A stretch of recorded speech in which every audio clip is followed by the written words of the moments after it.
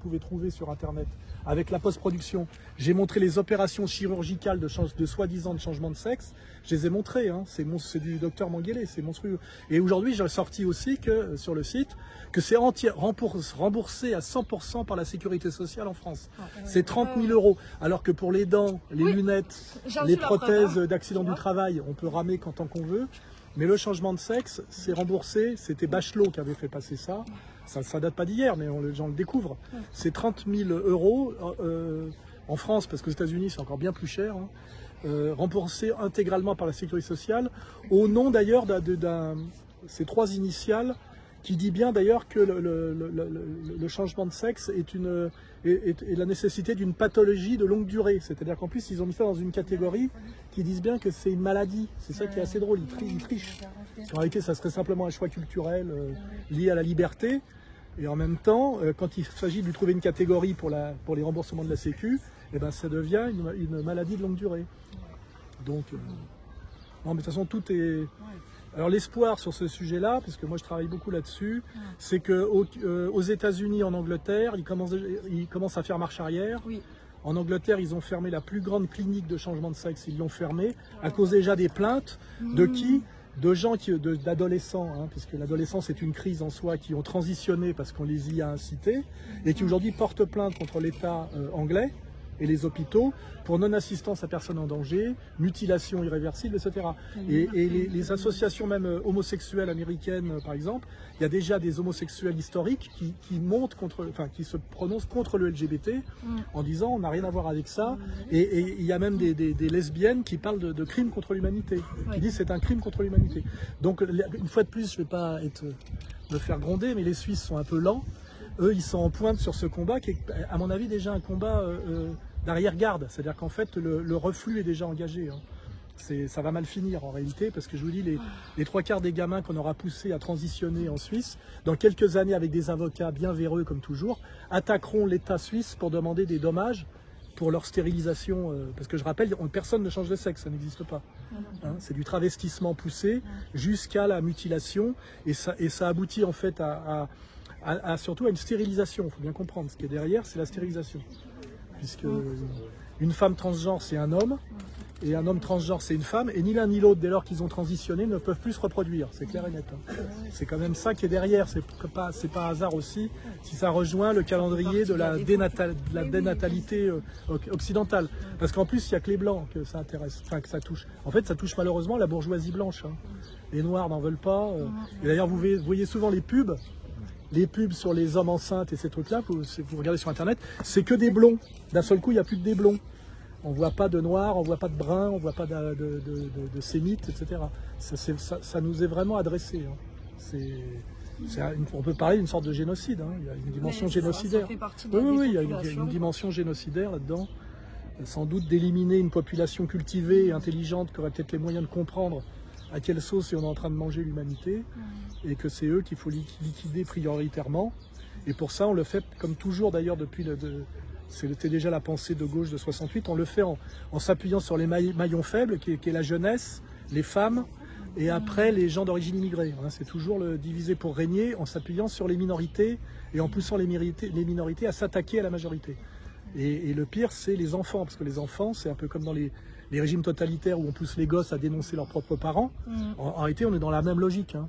On pousse les gosses dès l'âge de 13 ans, en fait, comment dirais-je, stimulés par de la propagande à l'école, hein, qui est de la corruption de mineurs, hein, d'une certaine manière, et dans une période de crise adolescente dont on sait très bien que c'est une révolte contre l'autorité des parents, et notamment paternelle, évidemment, parce que le père, là-dedans, c'est l'homme à abattre, et on pousse ces gamins en sachant que dès l'âge de 13 ans, ils ont le droit de changer de prénom s'ils veulent, de commencer, aider par l'école à prendre des protocoles hormonaux, ce qui prouve bien d'ailleurs que tout ça n'est pas une décision culturelle, puisque pour pouvoir changer de sexe, si on ne se sent pas dans le bon sexe, on passe par un protocole hormonal qui consiste à singer la nature, et donc on voit bien que l'identité sexuelle est liée à des questions de testostérone, d'ostrogène, etc. Donc c'est un aveu en plus de malhonnêteté complète, parce que sinon il suffirait, je dirais, d'une psychanalyse à la limite. Or non, il faut des protocoles hormonaux qui sont en plus à vie, il ne faut pas oublier. Hein. Dès qu'on cesse de les prendre, la nature reprend ses doigts. Donc c'est vraiment la théorie du genre. Alors je vous signale aussi, pareil, je travaille là-dessus, que la grande prêtresse de la théorie du genre, qui est Madame Butt, a une chaire de philosophie à Neuchâtel, vous voyez, hein, alors qu'elle est américaine de la côte ouest. Hein.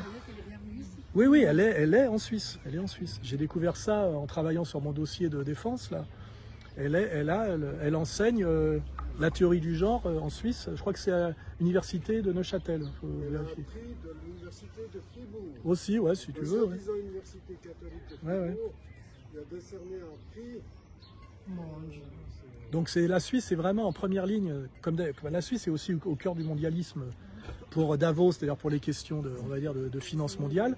Mais le volet, finalement, il y a le volet idéologique. Hein, c'est Davos et LGBT. Hein. On peut dire, je travaille là-dessus un peu en ce moment, c'est qu'en fait la classe moyenne suisse dont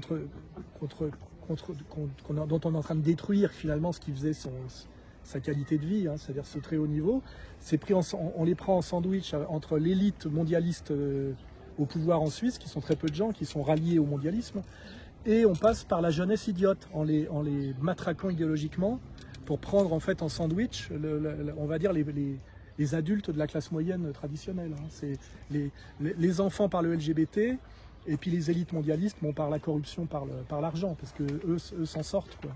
Et en fait, on est en train en ce moment de sacrifier ce qui faisait la spécificité suisse, c'est-à-dire une classe moyenne qui a le plus haut niveau de revenu du monde. Hein. Et si ça continue comme ça, dans 10 ans, c'est fini. Hein.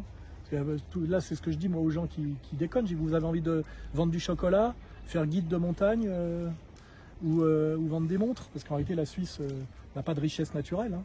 Elle est sur un positionnement très intelligent par rapport à positionnement auquel elle vient de renoncer en s'engageant directement pour la guerre d'Ukraine, en sortant de sa neutralité, et finalement d'abandonner sa position de médiateur mondial au profit de la Turquie.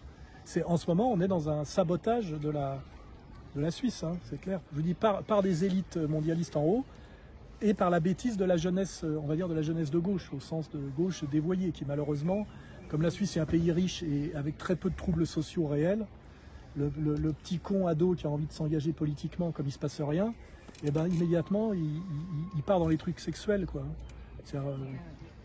Il a manqué peut-être 1 ou 2 guerres mondiales, peut-être pour comprendre ce que c'est que la vraie haine. C'est ce que j'ai dit au tribunal. L'incitation à la haine, je crois que vous avez effectivement, si vous pensez que c'est traiter une grosse lesbienne de grosse lesbienne, c'est qu'il vous a manqué quelques guerres par le passé. Il va peut-être falloir corriger ça, quoi. Vous savez pas ce que c'est que la haine. Nous on sait, on a vécu. Hein, 1870, 14-18, 39-45. Mai 68, mais malheureusement, je vous dis, moi je suis pas là depuis longtemps, hein, je me souvenais de la Suisse des années 60-70, de mon enfance, et la Suisse elle est gravement attaquée là, hein, par le mondialisme. Hein. Pour lui, d'un point de vue géopolitique, d'un point de vue des mœurs, etc. Et puis l'immigration aussi, monstrueuse. J'ai été récemment à Genève, là, je crois le quartier du Paquis, là, c'est ça, Paquis. J'ai halluciné, quoi. On dirait la porte de la Chapelle à Paris, quoi. Et en plus, vous n'avez pas de passif colonial. C'est-à-dire que nous, on nous balance toujours que c'est les conséquences de l'Empire et qu'il faut assumer les conséquences de l'Empire colonial. Mais en Suisse, je vois pas très bien sur quoi on peut s'appuyer pour justifier cette immigration qui n'est justifiée par rien, en réalité. Voilà, ouais, donc bientôt vous n'aurez plus besoin de le faire parce que vous ne serez plus riche.